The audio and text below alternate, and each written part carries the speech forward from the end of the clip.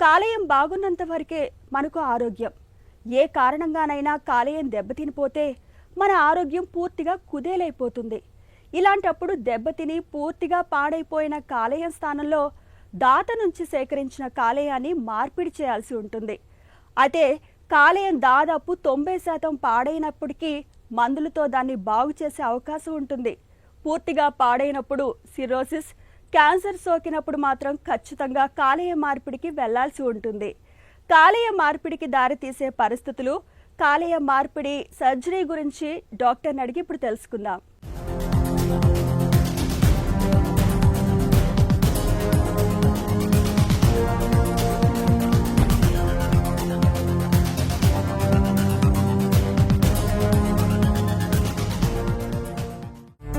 కాలేయ మార్పిడిని ఎప్పుడు సూచిస్తారు? లివర్ బాగా డ్యామేజ్ అయ్యి మందులతో ఇంప్రూవ్ అవ్వలేదు అని అనిపిస్తేనే కాలేయ మార్పిడి అడ్వైస్ చేస్తాం. ఇది నార్మల్గా 2 కండిషన్స్లో అడ్వైస్ చేస్తాము. ఒకటేమో క్రానిక్ లివర్ డిసీజ్ డీకంపెన్సేషన్, అంటే ఆల్కహాల్ కానీ, ఫ్యాటీ లివర్ డిసీజ్ కానీ, వైరల్ హెపటైటిస్ వల్ల కానీ లివర్ బాగా డ్యామేజ్ అయ్యి సిరోసిస్, అంటే ఎండ్ స్టేజ్ సిరోసిస్, లివర్ గట్టిగా రాయిలాగా తయారయ్యి మనకి జాండిస్, కాళ్ళలో వాపులు, కడుపులో నీరు, బ్లడ్ వామిటింగ్స్, లేకపోతే లివర్లో ఈ డ్యామేజ్ వలన క్యాన్సర్, ఇలాంటివన్నీ వచ్చినప్పుడు ఇవి మందులతోటి ఇంకా ట్రీట్ చేయలేం అండ్ ట్రాన్స్ప్లాంట్ చేయకపోతే లైఫ్కి చాలా రిస్క్. అలాంటి కండిషన్స్ అంటే decompensated cirrhosis with or without liver cancer, liver transplant అవసరం. ట్రాన్స్ప్లాంట్కి 2వ ఇండికేషన్ ఏంటంటే ఎక్యూట్ లివర్ ఫెయిల్యూర్, అంటే సడన్గా కొన్ని రోజుల్లోనే లివర్ కంప్లీట్గా డ్యామేజ్ అయిపోయి లివర్ ఫెయిల్యూర్ రావడం ఎక్యూట్ లివర్ ఫెయిల్యూర్ అంటారు. దీనికి కారణాలు ఏంటంటే కొన్ని మెడిసిన్స్ ఎక్కువ డోసులో తీసుకుంటే, పారాసెటమాల్ ఎక్కువ డోసులో తీసుకుంటే, కొన్ని వైరల్ ఇన్ఫెక్షన్స్ అంటే హెపటైటిస్ ఏ కానీ, బి కానీ, హెపటైటిస్ ఈ ఇన్ఫెక్షన్స్ వల్ల కానీ, లేకపోతే కొన్ని పాయిజన్స్ తీసుకోవటం వలన లివర్ సడన్గా కంప్లీట్గా డ్యామేజ్ అయ్యి పేషెంట్ చాలా సిక్ అయిపోతారు. ఆ టైంలో పేషెంట్ సివియర్ జాండిస్, బ్లీడింగ్, ఎన్కెఫిలోపతి, కోమాలోకి వెళ్ళిపోయే ఛాన్స్ ఉంది. ఇలాంటి కండిషన్స్లో పేషెంట్ని ఐసీయూలో మేనేజ్ చేసి అర్జెంటుగా లివర్ ట్రాన్స్ప్లాంట్ చేయకపోతే బ్రతకడం కష్టం. దీన్ని ఎక్యూట్ లివర్ ఫెయిల్యూర్ అంటారు. దాత నుంచి కాలేయాన్ని సేకరించే ప్రక్రియ ఎలా ఉంటుంది? లివర్ ట్రాన్స్ప్లాంటేషన్ అంటే డ్యామేజ్ అయిన లివర్ తీసేసి ఫంక్షనింగ్ మంచి హెల్దీ లివర్ని పెట్టాలన్నమాట. ఇప్పుడు ఈ హెల్దీ లివర్ ఎక్కడి నుంచి వస్తుంది? 2 విధాలుగా మనం సేకరించవచ్చు. ఒకటేమో డిసీజ్ డోనర్ లివర్ ట్రాన్స్ప్లాంటేషన్, అంటే లివర్ బాగానే ఉండి కానీ ఏదైనా హెడ్ ఇంజరీ, యాక్సిడెంట్లో హెడ్ ఇంజరీ అయ్యి, లేకపోతే స్ట్రోక్ అయ్యి, బ్రెయిన్ డెడ్ అయిన పేషెంట్లకి వాళ్ళ ఫ్యామిలీస్ ఆర్గన్స్ డొనేట్ చేయడానికి అంగీకరిస్తే అప్పుడు వాళ్ళ నుంచి లివర్ తీసుకుని మనం ట్రాన్స్ప్లాంట్ చేయొచ్చు. దీన్ని disease donor or cadaveric liver transplantation అంటాం. మన దేశంలో mainly living donor liver transplantation, అంటే పేషెంట్ ఎవరికైతే లివర్ ట్రాన్స్ప్లాంటేషన్ అవసరమో వాళ్ళ ఫ్యామిలీలో ఎవరైనా హెల్దీ ఫ్యామిలీ మెంబరు వాళ్ళ లివర్లో ఒక పార్ట్ లివర్ డొనేట్ చేస్తే ఆ పార్ట్ లివర్ని మనం ట్రాన్స్ప్లాంట్ చేస్తాం అన్నమాట. దాన్ని లివింగ్ డోనర్ లివర్ ట్రాన్స్ప్లాంటేషన్ అంటారు. మన దేశంలో more than 80% of all liver transplants performed are living donor liver transplantations. కాలేయ మార్పిడి ఆపరేషన్ ఎలా ఉంటుంది? ఇది సురక్షితమేనా? అన్ని ఆర్గన్స్ బాగా పనిచేస్తూ లివర్ ఒకటి డ్యామేజ్ ఉంటేనే లివర్ ట్రాన్స్ప్లాంటేషన్ సక్సెస్ఫుల్గా ఉంటుంది. సో అందుకని ట్రాన్స్ప్లాంట్ ఎవరికైతే అవసరం వాళ్ళందరికీ ఈ టెస్ట్లు, బ్లడ్ టెస్ట్లు కానీ, స్కాన్స్ కానీ, హార్ట్ టెస్ట్లు కానీ అన్నీ చేసి ఈవిడ ట్రాన్స్ప్లాంటేషన్ చేయగలం, తట్టుకోగలరు ఆపరేషన్ చేసిన రికవర్ అయ్యే మంచి ఛాన్స్ ఉంది అని ఉంటేనే మనం ట్రాన్స్ప్లాంట్ చేపడతాం అనమాట.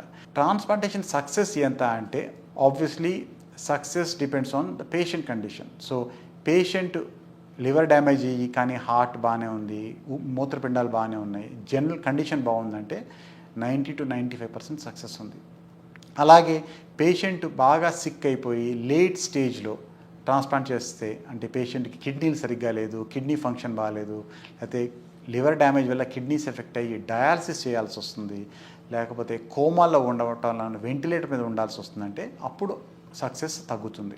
మేబీ 70 to 75% సక్సెస్ ఉండొచ్చు. సో ప్రతి పేషెంట్లోనూ మనం రిస్క్ బెనిఫిట్ అనలైజ్ చేసి ఏది బెటర్, ట్రాన్స్ప్లాంట్ చేస్తే మనకి మంచి బెనిఫిటా, లేకపోతే ట్రాన్స్ప్లాంట్ చేయకుండానే మందులతో మేనేజ్ చేయడం బెటరా అన్నది ప్రతి పేషెంట్కి మనం స్పెషలిస్టులు కలిసి డిస్కస్ చేసి డిసైడ్ చేస్తాం. కాలేయ మార్పిడి తర్వాత ఎలాంటి సమస్యలు ఎదురవ్వచ్చు? కాలేయ మార్పిడి అనేది ఒక లైఫ్ లాంగ్ కమిట్మెంట్ పేషెంట్ నుంచి. ఎందుకంటే లివర్ చేంజ్ చేసిన తర్వాత మెడిసిన్స్ లైఫ్ లాంగ్ తీసుకోవాలి. ఈ మెడిసిన్స్ ఏంటంటే యాంటీ రిజెక్షన్ మెడికేషన్స్.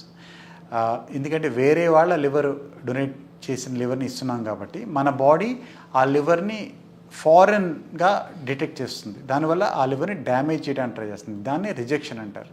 సో ఆ రిజెక్షన్ అవ్వకుండా patients anti rejection medications life long తీసుకోవాలి.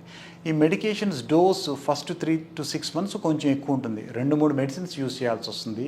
కొంచెం హై డోసెస్లో యూజ్ చేయాల్సి వస్తుంది. టైం అయిన కొద్దీ నెమ్మదిగా ఈ మందుల డోస్ తగ్గుతుంది.